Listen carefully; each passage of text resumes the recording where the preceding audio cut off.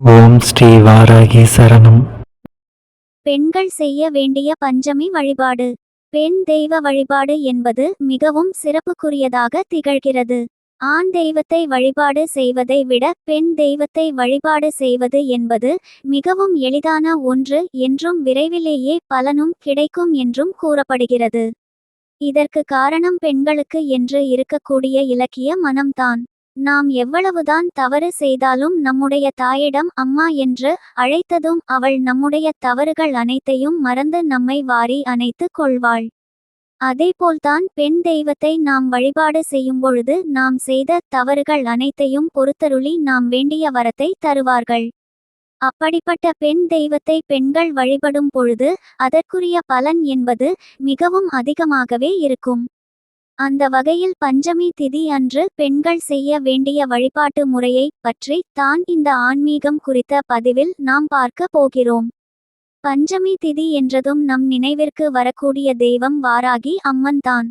பலரும் வாராகி அம்மனை வீட்டில் வைத்து வழிபாடு செய்வார்கள்.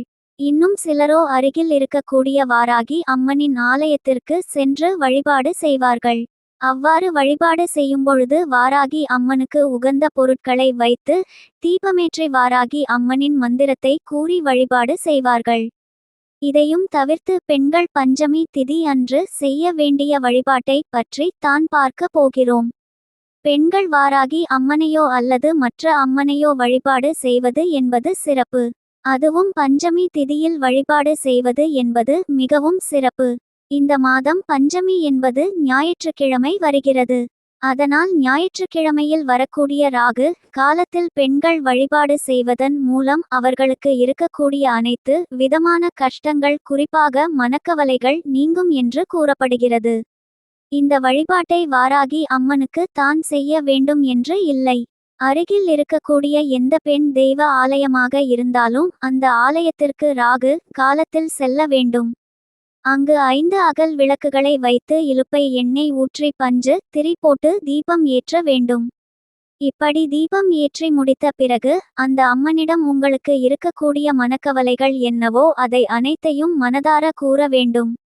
பிறகு 5 செட்டு வெற்றிலை பாக்கு, வாழைப்பழம், மட்டை, தேங்காய் போன்றவற்றை எடுத்துச் சென்று அந்த ஆலயத்திற்கு வரக்கூடிய சுமங்கலி பெண்கள் 5 பேருக்கு இதை தானமாக தர வேண்டும். இப்படி நாம் தருவதன் மூலம் அந்த சுமங்கலி பெண்களின் ஒருவராக பெண் தெய்வமே வந்து நம்மிடமிருந்து தாம்பூலத்தை வாங்கி கொள்வார்கள் என்றும் அதன் மூலம் நம்முடைய கஷ்டங்கள் தீரும் என்றும் கூறப்படுகிறது. மறவாமல் பஞ்சமி திதி அன்று பெண்கள் இந்த முறையில் பெண் தெய்வத்தை தீபமேற்றி வழிபாடு செய்வதன் மூலம் அவர்கள் வாழ்க்கையில் இருக்கக்கூடிய அனைத்து விதமான கஷ்டங்களும் நீங்கும். போன்ற பயனுள்ள ஆன்மீக தகவல்களை கேட்க நமது சேனலை சப்ஸ்கிரைப் செய்து கொள்ளுங்கள்.